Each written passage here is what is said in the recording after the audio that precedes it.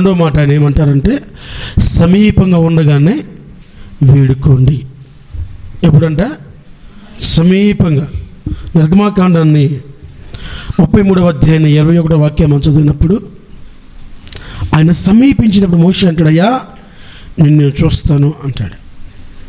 అప్పుడు ఒక నానుడు ఉండేది, దేవుని చూసిన వాడు ఎవడు బ్రతకడు అని చెప్పుకునేవాళ్ళు. అయ్యో సైన్యములకు అధిపతి యెహోవా నేను చూశాను, నేను చచ్చిపోతాను, ఇంకా ఆయన పరిశుద్ధుడు, నేను పాపిని అని ఏడ్చేవాళ్ళే. మోషే ధైర్యంగా అంటున్నాడు, ఆయన సమీపించినప్పుడు అంటున్నాడు, నేను నిన్ను చూస్తాను అని అడిగాడు. అప్పుడు దేవుడు అంటాడు, సరే ఆ బండ సాటును దాక్కో, నా అరచేతితో నేను కప్పుతాను, నేను నిన్ను దాటి వెళ్ళిపోతుండగా నా వీపును చూడన్నాడు. ఎప్పుడు చూశాడు దేవుడిని అంటే సమీపించినప్పుడే. పర్వతం కింద ఉన్నవాడికి కనపడలే, కింద దూరం చేసినవాడికి కనపడలే. ఆ పర్వతం ఎక్కి దేవుని సమీపించిన వాడికి ఆయన ఏం చేశాడు? కనపడ్డాడు. సమీపంగా ఉన్నప్పుడు మోషే వేడుకున్నాడు, అయ్యా నేను చూడాలి అని. ఆయన సమీపించాడని, దాటి వెళ్ళిపోతున్నాడని తెలిసి భర్తమై కేకలు వేశాడు. అవునా? ఆయన మనల్ని సమీపించినప్పుడు మనం ఆయన అడగడం చాలా ప్రాముఖ్యం. ఆయన సమీపంగా ఉండగానే వేడుకోవాలి. 2 రాజులు 1వ అధ్యాయం 9వ వాక్యానికి వస్తే, ఓ 50 మంది మీద అధికారి 50 మందిని తీసుకుని వెళ్ళి ఏలియా వద్దకు వెళ్ళి, దైవజనుడా రాజు రమ్మంటున్నాడు రా అన్నాడు. రాజుగారు రమ్మంటున్నారు రా అన్నాడు. అప్పుడు ఏలియా అంటాడు, నేనే దైవజనుని అయితే ఆకాశం నుంచి అగ్ని వచ్చి నిన్ను దహించునుగాక అన్నాడు. దైవజనుడా?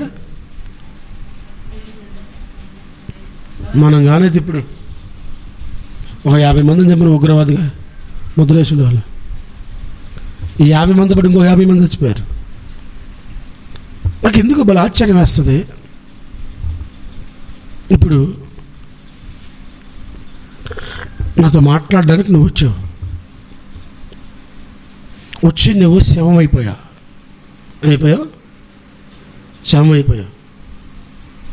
వదిలిపెట్టేస్తారా? వీళ్ళేళ్ళలో మాట్లాడితే చచ్చిపోయాడు అంటారా? ఏం జరిగింది, ఏం చేసావు? బాడీని పోస్ట్ మార్టం తీసుకెళ్ళి పైన ఉన్న గొంతు నొక్కినట్టు ఏళ్ళు ముద్రలు ఉన్నాయా, కొట్టినట్టు వాతలు ఉన్నాయా, మొత్తం చెక్ చేస్తారు.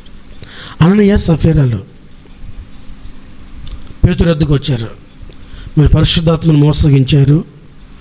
ఎందుకు పరిశుద్ధాత్మను మోసగించారు? మీ హృదయం మిమ్మల్ని ప్రేరేపించింది అంటే ఒక ఆయన అయిపోయాడు. రెండో ఆవిడ వచ్చింది, ఎంతకమ్మే రమ్మంటే ఇంతే, మా ఆయన చెప్పినంతే అన్నది.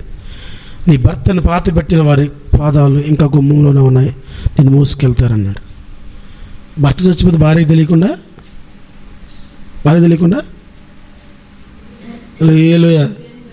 తెలియకుండా పూడ్చి వచ్చేసారు.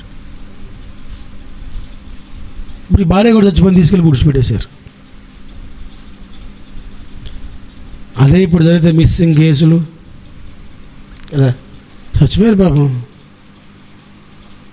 డబ్బులు ఏమైనా పరిశుద్ధం దేవుడు రాయించుంటే దాపెట్టేద్దాం, మనం చచ్చిపోయిన ఎవరు కూడా దొరుకుతాయి అనుకుంటారని రాపీల. ఆయన సమీపించినప్పుడు మోషే అంటున్నాడు, నేను చూడాలి. ఏలియాని సమీపించినప్పుడు 50 మంది ప్లస్ ఒకడు చనిపోయాడు. మరలా 50 మంది ప్లస్ ఒకడు వెళ్ళాడు, చనిపోయారు. 3వ బ్యాచ్ వెళ్ళినప్పుడు, దైవజనుడా నా ప్రాణము నీ దృష్టికి ప్రీతిగా ఉండనిమయ్యా అన్నాడు. అంటే సమీపించినప్పుడు ఎలా పడితే అలా ప్రవర్తించకూడదు. ఆయన్ని సమీపించినప్పుడు ఎలా పడితే అలా మాట్లాడకూడదు. అనాలోచనతో ఏ మాటని ఏ విషయాన్ని అడగకూడదు. దావీదు గంట రాజుకు అల్లుడు కావాలన్న కోరిక బలముగా ఉన్నందున ప్రార్థన చేశాడు. దేవుడు ఏం చేశాడు? రాజు చేయాల్సిన వాడిని ఆపేసి, ఆ పోస్ట్ ఆపేసి డౌన్ గ్రేడ్ చేసి రాజు కల్లుని చేశాడు. ఇది కూడా తెలియాలిగా, దేవుడి వాళ్ళకున్న స్థాయి ఏంటి, ఈయన కోరుకున్న స్థాయి ఏంటి అని. రాజు కల్లుడు అవ్వటం ఆలస్యం. అంతకుముందున్న ఆ గొర్రెల దొడ్లోనో అక్కడో ఇక్కడో టయానికి ఒక ముద్ద తినేవాడు. ఇప్పుడు ఎక్కడికి? అరణ్యానికి పారిపోయి ఆడేవుడు మూర్ఖుడి దగ్గరికి బ్యాచ్ని పంపించాడు. ఆయనను పెడతాడని తీసుకురండి అని. అవునా? ఏ స్థాయిలో ఉండాల్సినోడు? రాజుని చేద్దామంటే అల్లుడు అవ్వాలని కోరిక బలంగా ఉందండి ఈయనకి. దేవుడు నిన్ను చేద్దాం అనుకున్న వేరు, కానీ నువ్వు అవ్వాలనుకుంటున్న వేరు. నీ జీవితంలో దేవుని ఉద్దేశాలు వేరు, కానీ నువ్వు కోరుకుంటున్న వేరు. రాజు కల్లుడైతే హ్యాపీ అనుకుంటున్నావు, దేవుడేమో రాజునే చేద్దాం అనుకున్నాడు, చేశాడు. అవన్నీ అవన్నీ అవన్నీ సమస్యల గుండా తిప్పి తిప్పి తిప్పి తిప్పి ఆఖరికి సింహాసనం మీద తీసుకొచ్చి కూర్చోబెట్టాడు. అప్పటికే సగం జీవితం నలిగిపోయింది. యాకోబుని ఫరో అంటాడు, నీ వయసు ఎంతయ్యా అని అడిగాడు. వయసు చెబుతూ అంటాడు, వయసు చెబుతూ అని అంటాడు, బహు ప్రయాసముగా బహు దుఃఖముగా సంవత్సరాలు గడిపాను అంటాడు. ఎందుకు బహు దుఃఖం? ఎందుకు బహు వేదన? ఎందుకు? నేను రాజుని చేద్దామంటే అల్లుడు కావాల్సిన కోరికలు ఉంటాయి కదా, ఇలాంటి కోరికల వల్ల అవన్నీ జరిగాయి. నా మాటలు అర్థమవుతున్నాయి. సమీపించడం ప్రాముఖ్యమే. ఆయన సమీపించినప్పుడు మనం ఏం మాట్లాడుతున్నాం, ఎలా మాట్లాడుతున్నాం, అది చాలా ప్రాముఖ్యం, చాలా ప్రాముఖ్యం. ఒక గొప్ప వ్యక్తి దగ్గరికి వెళ్ళటం ప్రాముఖ్యమే. వెళ్ళిన తర్వాత మన బిహేవియర్ చాలా ప్రాముఖ్యం. అంతేనా? ఎలా పడితే అలా ప్రవర్తిస్తే రెండోసారి దగ్గరకు కూడా రానివ్వరు. మోషే దేవుని సమీపించినప్పుడు అన్నాడు, అయ్యా నీ రూపాన్ని చూస్తానయ్యా అన్నాడు. దేవుడు కాదన్నాడు. ఏలియాను సమీపించినప్పుడు దైవజనుడు రాజు రమ్మన్నాడు అన్నాడు. ఒప్పుకున్నాడా? నా ప్రాణం నీ దృష్టికి ప్రీతిగా ఉండనిమయ్యా అని ఎవరు మాట్లాడాడో ఆయన వెనుకున్న 50 మంది బ్రతికారు. సో ఆయన సమీపించినప్పుడు మన నోటి మాటలు, మన ప్రార్థనలు, మన ప్రవర్తనలు, మన జీవన శైలి చాలా ప్రాముఖ్యం. ఆయన సమీపించినప్పుడు, ఆయన దగ్గరికి వచ్చినప్పుడు, ఆయన సన్నిధికి వచ్చినప్పుడు మన బిహేవియర్ చాలా ప్రాముఖ్యం, చాలా ఇంపాక్ట్ చూపిస్తుంది. కాబట్టి ఆయన సమీపించినప్పుడు జాగ్రత్త అవసరం. యోబు గ్రంథంలో 9వ అధ్యాయము 11వ వాక్యం చదవండి. ఇదిగో ఆయన నా సమీపమున నడిచి గడచిపోవచ్చున్నాడు కానీ హల్లెలూయా హల్లెలూయా సమీపంగానే గడిచి వెళ్తున్నాడంట, సమీపంగానే వెళ్తున్నాడంట. కానీ ఏమేం చేయలేకపోతున్నాడంటే కనిపెట్టలేకపోతున్నాడు. చాలా సందర్భాల్లో ఆయన మన సమీపంగా వస్తాడు, కానీ మనము స్పర్శించలేం. సమీపంగా ఉన్నప్పుడు యోబు ఏం చేయలేకపోయాడంట, కనుగొనలేకపోయాడు. కారణం ఏంటంటే యోబు నేను నీతిమంతుణ్ణి అనే ఆలోచనలో ఉండిపోయాడు. యోబు ఎప్పుడైతే రికగ్నైజ్ అవుతాడో అప్పుడు అంటాడు, ఏది జరుగునని నేను సంభవించితేనో అదే దేవుడు ఎందుకు అనుమతించాడంట. నువ్వు దేవుడు అనుమతించాడనే చూస్తావు, దేవుడే కంచె తీసేయడం చూస్తావు, దేవుడే చాతానికి అధికారం ఇచ్చడం చూస్తావు. యోబు ఏమంటున్నాడు, ఏది సంభవించి నేను భయపడ్డానో దేవుడు ఇది నా మీదకి రానీయుడు అనే ఆలోచన యోబులో ఉండుంటే అనుమతించేవాడు కాదేమో. ఒకవేళ ఎన్ని పోతాయేమో, ఒకవేళ ఆస్తి పోయిద్దామో, ఈ అధికారం మొత్తం పోయిద్దామో, ఈ సంపద అంతా పోయిద్దామో అని భయం ఉంది ఇంట్లో. కాబట్టి పోతే ఎలా ఉంటుందో చూపించాడు. అవునా? సో దీన్ని బట్టి మనకేమర్థమైంది, ఆయన సమీపంగానే వెళ్తున్నాడు కానీ యోబు కనబడలేదంటే. ఆయన సమీపించినప్పుడు ఆయన కనుగొనలేకపోతే, ఆయన సుదూరమైన తర్వాత తెలిసిన ప్రయోజనము ఉండదు. ఆయన సమీపించినప్పుడు ఆయన జాగ్రత్తగా కనుగొనడం ప్రాముఖ్యం. ఇర్మీయా గ్రంథంలో 23 ఇర్మీయా గ్రంథం 23 అధ్యాయం 23వ వాక్యం. నేను సమీపమునే ఉన్నానా,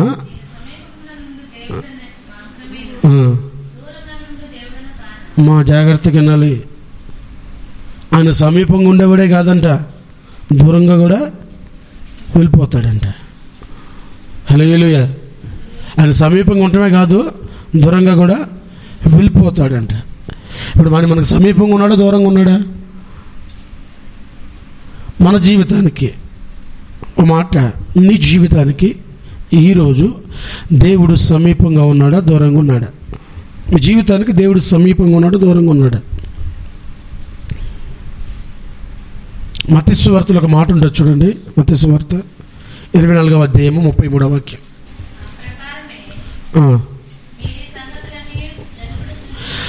ఆ ప్రకారమే మీరు ఈ సంగతులన్నీ జరుగుట చూసినప్పుడు మనుష్య కుమారుడు సమీపంగా ఉన్నాడు. ఏ సంగతులు చూసినప్పుడు? యుద్ధాలు, రాజ్యం మీదకి రాజ్యాలు లెగటాలు, ఒకరికి ఒకరు శత్రువు అయిపోవటాలు, ప్రేమ చల్లారిపోవటాలు, ఒకరి మీద ఒకరికి ద్వేషం ఉండటం, అక్రమం విస్తరించడం, సమస్యలు రాకుండా పోవు, కానీ అవి ఎవరి వల్ల తలుస్తాయో వాడికి శ్రమ అన్నాడు. అంతేనా? ఆ సమస్యలకు కారణం మనం కాకూడదు. ఇవన్నీ జరుగుతున్నప్పుడు, సంభవిస్తున్నప్పుడు మనిషి కుమారుడు దేవుడు ఆయన సమీపంగా ఉన్నాడు, వచ్చేస్తున్నాడు, ద్వారం దగ్గర ఉన్నాడని గుర్తించాలండి. నేటికి మనం గుర్తించిన విషయం ఏంటంటే ఆయన రాకడ చాలా సమీపంగా ఉంది. ఈరోజు కూడా దేవుడు అద్భుతంగా మాట్లాడాడు కదా, రక్షణ గురించి మాట్లాడన్నాడు. రక్షణ అంటే తెలుసా? ఎప్పుడో బాప్తీసం పొందే రోజులు అయిన ఉంటాం. చాలామంది అనుకుంటారు రక్షణ కోల్పోమనుకుంటారు. ఒకసారి రక్షించబడిన తర్వాత రక్షణ కోల్పోమనుకుంటారు. అంటే ఒకసారి బాప్తీసం తెచ్చుకొని దేవుళ్ళు ఎదుగుతున్నప్పుడు పడిపోయినా, దూరమైనా రక్షణ పోదు అన్నమే వాళ్ళు చాలామంది ఉన్నారు. ఇట్స్ కాల్డ్ కల్ట్, అసత్య పోతుంది. మోషే దేవునితో మాట్లాడుతుంటాడు, అయ్యా జీవ గ్రంథంలోంచి నా పేరు తుడిపోయేవా అన్నాడు. వీళ్ళ కోసం, వీళ్ళ పేర్లు అంటే అప్పుడు అన్నాడు, ఎవరి పేరు తుడపాలో వాళ్ళదే తుడుపుతా, అందరిది కాదన్నాడు. అంటే రాయటమే కాదు, రాసి తుడిచేస్తాడు. జీవగ్రంథంలో పేరు రాయబట్టడం గొప్పే, కానీ అది తుడిపి పెట్టబడకుండా కాపాడుకోవటం ఇంకా గొప్ప. ఆయన సమీపంగా ఉన్నాడు, ఆయన త్వరలో రానై ఉన్నాడు. రక్షణని ఈరోజు చాలామంది నిర్లక్ష్యం చేస్తున్నారు, కోల్పోతున్నారు. బాప్తీసం తీసుకుంటే రక్షించబడ్డామనుకుంటున్నారు. కాదు. ఈ భూమి మీద నేను క్రీస్తుని కలిగి జీవిస్తున్నాను అని లోకము గుర్తించడానికి అందరి ముందు బాహ్యంగా నువ్వు అంగీకరిస్తున్న సాక్ష్యం మాత్రమే అది. సాక్ష్యం అంటే తెలుసా? సాక్ష్యం అంటే మన జీవితంలో జరిగినవి, రెండు ఎదుటి వారి జీవితంలో జరగంగా మనం చూసినవి సాక్ష్యం. బాప్తిసం దేనికి సాక్ష్యం అంటే మనం బాప్తిసం చూసుకోవడానికి సంఘము, సమాజము, లోకము గుర్తిస్తుంది, చూసి భాగ్యంగా చూసి వీరు క్రీస్తుని వెంబడిస్తున్నారని ఆ సాక్ష్యం కోసమే బాప్తిసం. పరలోకానికి వెళ్ళిపోవడానికి కాదు. ఎవరైనా చనిపోతే మనం అడిగే ప్రశ్న అంటే బాప్తిసం తీసుకున్నాడా, రక్షణ పొందాడా? పొందాడయ్యా, ఓకే, క్రీస్తునందు మృతులు ధన్యులు. ఆ కింద కూర్చున్నవాడు అనుకుంటాడు ఆడు తాగి చచ్చాడు రా నాయన. ఒక పెళ్ళికి వెళ్ళాం. ఆ పెళ్ళిలో తెల్ల పంచి తెల్ల చొక్క కట్టుకొని ఒక పరిశుద్ధుడు ఉన్నాడు. ఏం కట్టుకొని? తెల్ల పంచి తెల్ల చొక్క. మధ్యాహ్నమే వచ్చాడు అన్నాడు. ఎప్పుడు వచ్చాడంటే మధ్యాహ్నమే వచ్చాడంటే. అలా బంధువు అంటుంది, రేపు ఈయన చచ్చిపోతే పాస్టర్లు ఏమని ప్రసంగం చేస్తారు అడుగుతుంది. రేపు ఈయన చచ్చిపోతే పాస్టర్లు ఏం ప్రసంగం చేయాలి? క్రీస్తునందు మృతులు దండ్లు అని చెప్పాలా? ఈ చనిపోయిన వ్యక్తిని మరలా మనం చూడబోతున్నాం, పరలోకంలో వస్తాడు అని చెప్పాలా? రక్షణ పొందడం ప్రాముఖ్యమే, దాన్ని కాపాడుకోవడం ఇంకా ప్రాముఖ్యం. నా మాట్లాడుతున్నాయా? బాప్తిసం తీసుకోవడం ప్రాముఖ్యమే, ఆ కమిట్మెంట్ని కాపాడుకోవడం ఇంకా ప్రాముఖ్యం. పరిశుద్ధతను కలిగి ఉండడం ప్రాముఖ్యమే, కానీ కడవరకు అదే పరిశుద్ధతను కొనసాగించడం ఇంకా ప్రాముఖ్యం. నా మాట్లాడుతున్నాయా? రక్షణ అంటే కోల్పోయేది కాదు, కొనసాగించుకుంటూ ఉండేది. హల్లెలూయా, హల్లెలూయా. టికెట్ కొని బస్సు ఎక్కడం ప్రాముఖ్యమే అన్నా కదా. కొనేసా అంటే టికెట్ ఇసిరేసామనుకో, మధ్యలో ఉన్న స్కాడ్ వచ్చాడు అనుకో, ఏం చేస్తాడు? బోర్డు మీద అక్కడ బస్సులో రాసి ఉంటుంది, టికెట్ లేని ప్రయాణ నేరం, అందుకు ఇంత జరిమానా మరియు జైలు శిక్ష అని కూడా వస్తాడు. నిజానికి కొన్నావు, నువ్వేం మోసగించలా, కొన్నాను అంటారు. నీ దగ్గర ప్రూఫ్ ఏమి లేకపోవటం వలన. అప్పుడప్పుడు బస్సులో మనం చూస్తే కండక్టర్ గారు లేచి ఆయన ఆ మిషన్లో చూసుకుంటాడు, ఎన్ని టికెట్లు కొట్టానని, జనాలు లెక్కేసుకుంటాడు, అంతేనా అంతకన్నా ఎక్కువ మంది ఉన్నారని. అలా లెక్కేసినా నువ్వు లెక్కలోకి వస్తావు. కానీ నీ టికెట్ ఏదంటే, ఒకడు పెళ్ళిలో కూర్చున్నాడండి బాబు, పెళ్ళిలోనే ఉన్నాడు. ఆ పెళ్ళి యాజమాన్యం వచ్చి, అరే పెళ్ళి వస్త్రం ఏదంటే ముఖం చూశాడు, తీసుకెళ్ళి కొట్లో పడేయండి, ఆయన చీకటి కొట్లు అన్నాడు. పిలువబడిన ప్రతోడు ప్రత్యేకించి పిలువబడ్డాడు. అక్కడ వచ్చిన ప్రతోడికి పెళ్లి వస్త్రం ఇవ్వబడింది. కానీ ఇది ఆడి దగ్గర కనబడలే. మరి వేసుకోలేదో తీసుకోలేదో తర్వాత పెడితే ఆ పెళ్లి వస్త్రం వీడి మీద కనబడలేదు కనుక ఈ ఏడుపును చీకటిని ఉండే ఆ చెరసాల్లో పడేశారండి. రక్షణ పొందడం ప్రాముఖ్యమే, కానీ దాన్ని జాగ్రత్త కొనసాగించుకోవడం ఇంకా ప్రాముఖ్యం. అందుకే అంతము వరకు సహించువాడు అంటాడు. ఇప్పుడు దాకా రక్షణ పొందడం ప్రాముఖ్యమే, దాని అంతవరకు కొనసాగించాలి. జీవగ్రంథంలో నీ పేరు రాయబడింది, గొప్ప విషయమే. అయితే తుడిపేశాడేమో, తుడిపేశాడంటారా? ఒక యజమానుడు గోధుమలు ఎత్తాడండి. ఏమెత్తాడు? నిద్రపోతున్నాడు. నిద్రపోయే టైంలో శత్రువు వచ్చి గురుగులు కూడా ఎత్తేసాడు. తర్వాత మెలకు వచ్చింది, గురుగులు ఉన్నాయి, గమనించాడయ్యా. ఆ మలస మొక్కలు గురుగులు పీకేస్తానయ్యా అంటే, నువ్వు గురుగులు పీకితే అవి లోతుగా పాతున్నాయి కదా, పక్కన గోధుమ మొక్క కూడా పెళ్ళగించుకొచ్చేస్తుంది. కాబట్టి గోధుమలతో పాటు దాన్ని పెంచు.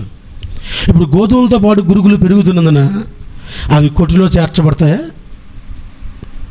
గోధుమలతో పాటు గురుగులు పెరుగుతున్నందున అవి ఆహారానికి స్వీకరిస్తారా? గోధుమలతో పాటు గురుగులు పెరుగుతున్నందున అది యజమానికి సంతోషాన్ని కలగచేస్తుందా?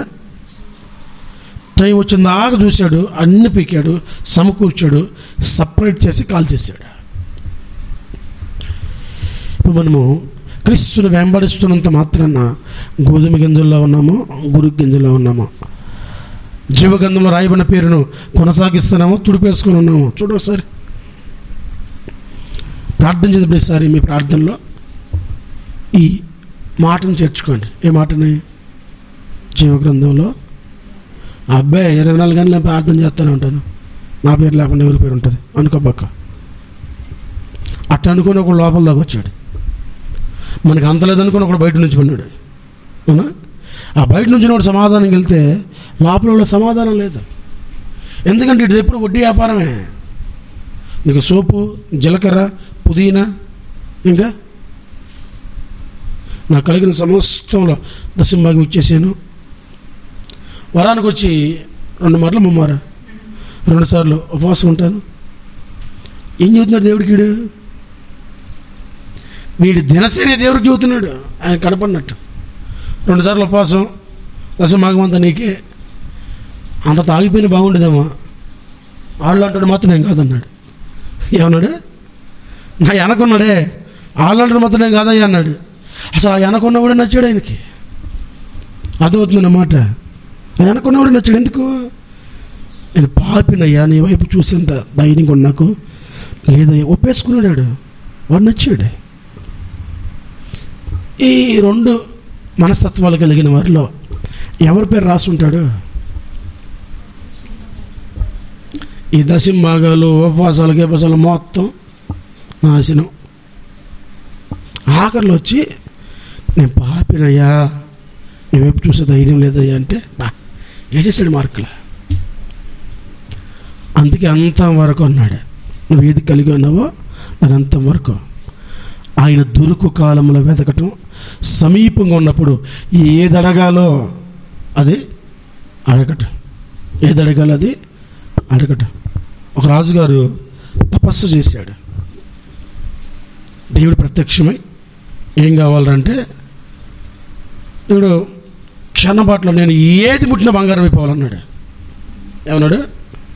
నేను ఏం తాకినా వెళ్ళాడు, కూర్చొని తాకాడు, బంగారం అయిపోయింది.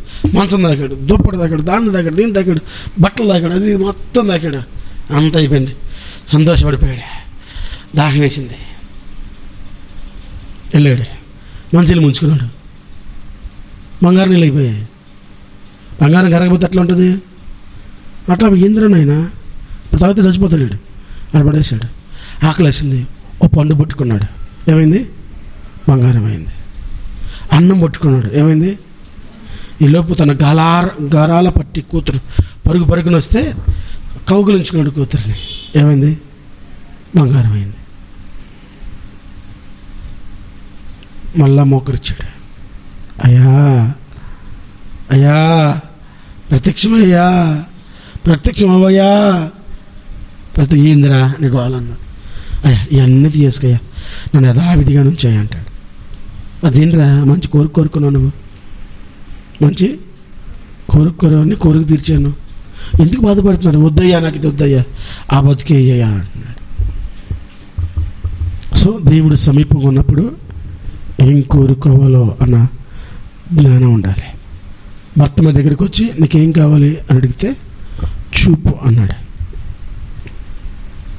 మనలోండి కరుగుపోతుడైతే నా కళ్ళు కదయ్యా, మంచి భోజనం చేసి చాలా రోజులైంది, మంచి భోజనం చేసి ఒక ప్లేట్ మిలిసిపోయాను ఉండేవాడే, అందరితోనే పోయేది. ఇంకా వాట్ యు వాంట్, నీకు ఏది కావాలో ఆయన సమీపించినప్పుడు దాన్ని జాగ్రత్తగా అడగాలి. నీకు ఏది కావాలో, ఏది అవసరమో అనే దానికంటే ఏది నీకు మేలు చేస్తుందో అది అడగాలి. ఏది మేలు చేస్తుందని అడగాలి. ఆయన సమీపించినప్పుడు, ఆయన వెతికే కాలంలో, ఆయన దొరికే కాలంలో వెతకాలి. సౌల్లాగా దూరం అయిపోయాక వెతికితే ప్రయోజనం ఉండదు. దేవుడి మాటలు మన వెనుకల్లో దీవించునుగాక. దయచేసి అందరూ మోకరించి ప్రార్థన చేసుకుందాం. ప్రార్థన ఎక్కిపోయిద్దాం.